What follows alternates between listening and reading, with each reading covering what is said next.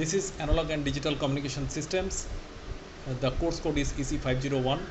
It has 3 lectures per week and total 36 contact hour in the semester. It has 3 number of credit points. Myself, Dr. Indranath Sarkar, Associate Professor, Department of Electronics and Communication Engineering at JS College of Engineering, Kollali.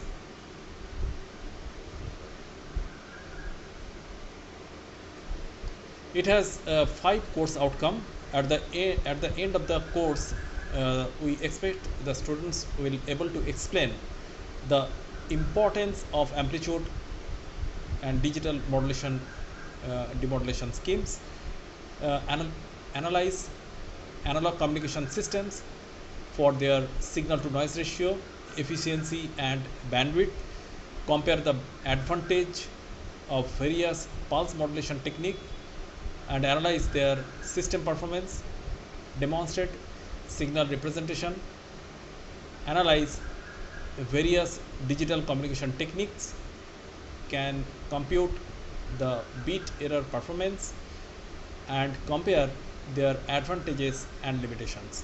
So these are the points we expect that students will able to demonstrate or explain or analyze or compute or compare. So all these things will make the students mastermind on this subject. There are 5 modules for this subject, and for each of the subject there are some contact hours limited to complete. There are 6 contact hours assigned to module 1 for introductory descriptions. For the module 2, random process has 6 contact hours. 3 contact hours assigned to module 3 on pulse modulation, 8 contact hours assigned to signal vector representation under module 4. In module 5, digital modulation technique has 13 contact hours. So total 13 plus 8 plus 3 plus 6 plus 6. So total 36 contact hours exist for the completion of analog digital communication systems. For like every subject has prerequisite, here is also the knowledge of signal vector representation, characteristics of additive wide Gaussian noise, geometric representation of signals, synthesizer, analyzer, signal vector, signal space, Euclidean space are required. Signals and systems is a subject which is covered in earlier semester, has many things to recall for the analog and digital communication system. So signal and system is an important subject before understanding analog and digital communication. Still there are mathematics, that is engineering mathematics covered up to 3rd semester, has plenty of mathematical equations such as the Fourier transformation, Laplace transformation. So those things are required to understand, as well as trigonometric applications are required for analog and digital communication. Statistical part will be revised here. So that is why if the basic statistical part required, it is needed to be recapitulated. Now these are the course outcome versus program outcome mapping. Now as the analog and digital communication has plenty of application in the domain of information technology, that is why we are finding there are almost all the program outcome has minimum contribution to one or more course outcome. The course outcome weightage 3 is given for high weightage, 2 weightage is given for moderate weightage, and 1 value is written, that is the numerical value 1 is given for least weightage to some program outcome. And if there is no such linkage, then it is kept blank. Now as the basic mathematics related, that is why it has high weightage to program outcome 1 and program outcome 2. Also it is dealing with several project oriented work, because in communication system various basic modulator, demodulator, as well as quantizer, equalizer, many circuits, basic circuits are utilized for the communication system. That is why it is also related to implementation of project. There are various projects which could be implemented using a communication circuitry. Also, there are various mathematical equations required to reduce the noise addition to the transmitted signal. So transmitted signal are prone to noise. That is why noise elimination is one of the most important factor for analog and digital communication. Here the differences of analog and digital communication will be taught, and thereby students will understand how digital communication dominates over analog communication, but cannot avoid analog communication for the transmission of digital signals through wireless medium. So that is why various project related as well as seminar conferences, English languages, all are related and has weightage, as well as it has lifelong learning because uh, students may target for circuit implementation, that is their dream project may be implemented later. So that is why lifelong learning is also having higher weightage for each of the outcome. The course objective for analog and digital communication is to familiarize students with the fundamentals of analog and digital communication system, because analog communication is the primary communication system, thereafter digital communication has come. So comparison as well as their foundation knowledge required to be transmitted to the student, to provide students with tools and for communication signal analysis. So there are various mathematical tools, simulators that will be provided to students to better understand about the application of such tools, to familiarize students with various techniques for amplitude modulation and demodulation of analog signals, to develop the students' ability to determine the effects of receiver frequency and phase errors in synchronous modulation systems. So phase error or magnitude error are critical cases which will be studied under these objectives. To familiarize students with techniques for generating and demodulating narrowband and wideband frequency and phase modulated signals, to familiarize students with basic techniques for generating and demodulating pulse code modulated signals, to familiarize students with issues pertaining to the transmission of digital signals over bandwidth limited communication channels. So with this we will start the analog and digital communication system. Welcome to analog and digital communication. We are discussing signal vector representation, module 4.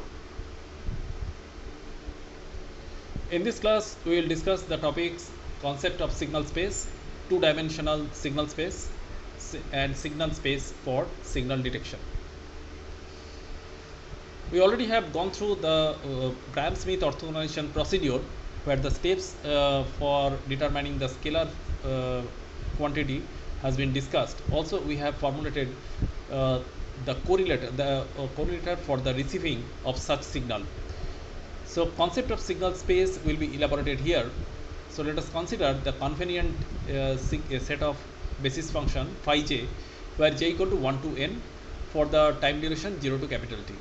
Now here SIT stands for the timing domain representation of the signal for each of the symbol, because here we have already discussed that there are m number of symbol to be transmitted, and for m number of symbol we need n number of basis function. For each of the symbol it is comprising the scalar contribution, that is product contribution of the scalar quantity, a scalar coefficient is there, and the basis function.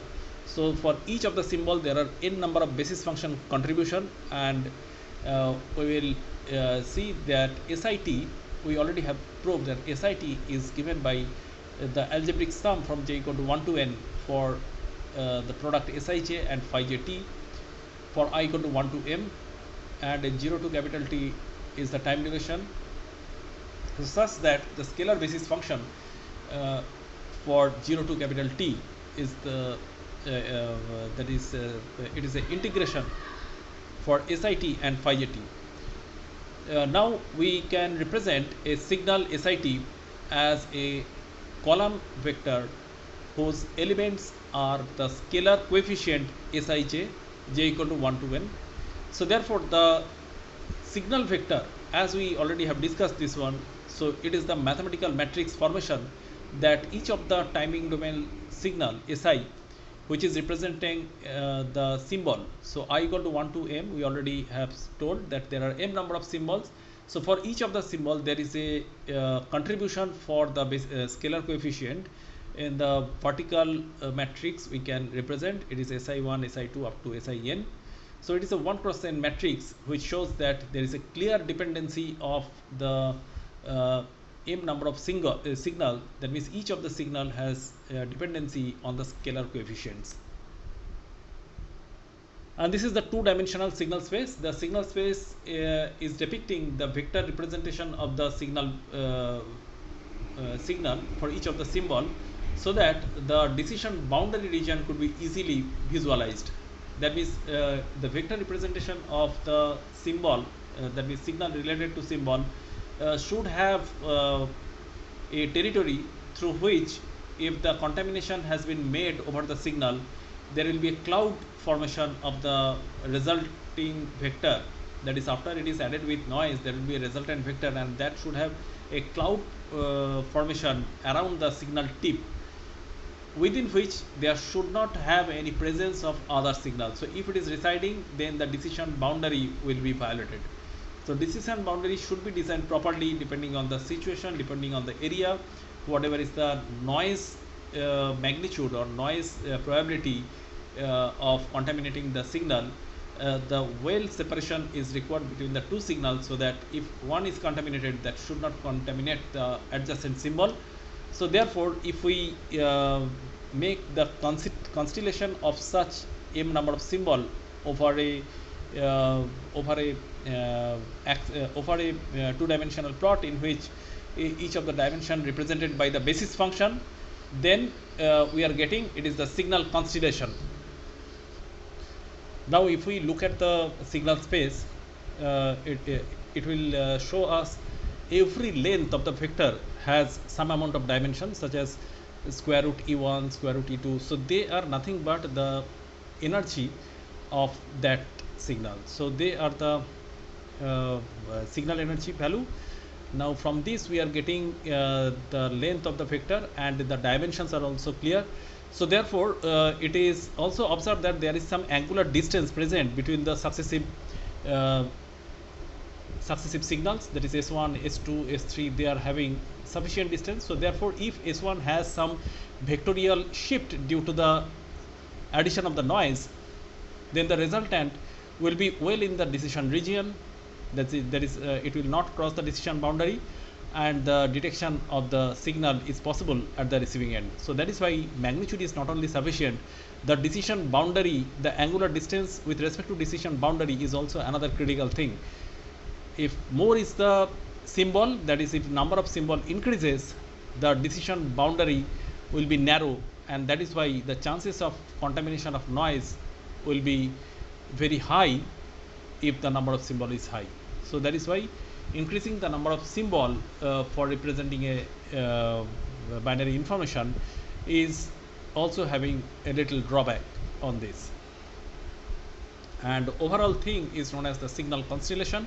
That is when all the signals for a particular symbol set are represented over the two-dimensional space or three-dimensional space, where each of the axes is represented by the basis function, then it is known as the signal space. And signal space is very much important for digital communication system.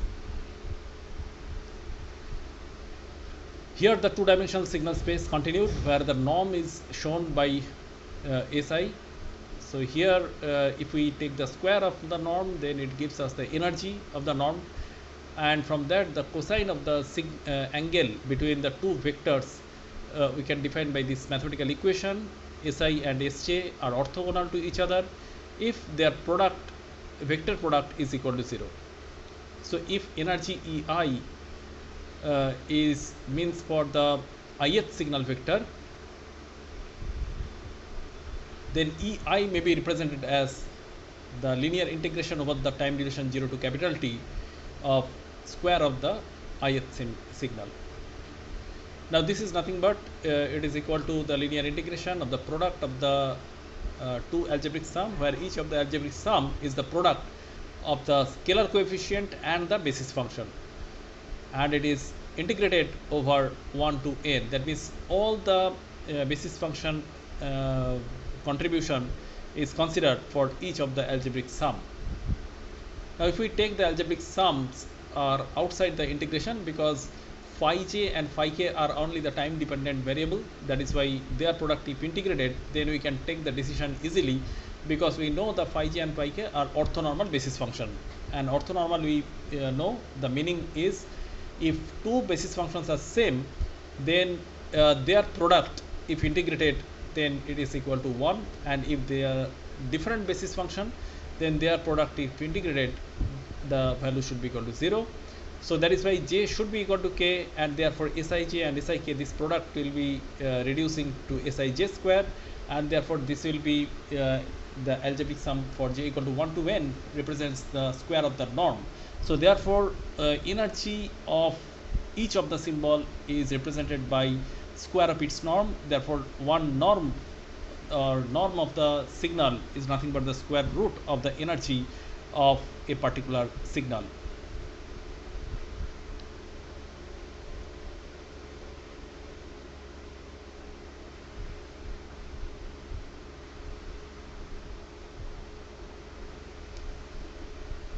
Now for the receiver, the signal space is working in this way, that one of the m signal SIT, that is I equal to 1 to m, if we take one signal that is transmitted in each time slot of t duration, that means simultaneously only one signal related to m number of symbol is transmitted. That means suppose S1t is transmitted at that time, S2t is not being transmitted, it has been considered. So it is a time division or time sharing basis the signals are transmitted. All the symbols are equally probable, that is the probability of occurrence of SIT equal to 1 by m. So they are equiprobable, because if you take the algebraic sum for m number of symbol, then that will be 1 by m multiplied by m, and that is equal to 1. That is why 1 by m is the equal probability of all the symbol. Additive white Gaussian noise processes Wt is assumed with a noise sample function Wt having mean equal to 0 and power spectral density N0 by 2. So N0 is a single sided power spectral density of additive white Gaussian noise. The noise is discussed more in next two lessons. We will discuss further, and detection is on the symbol by symbol basis. Thank you.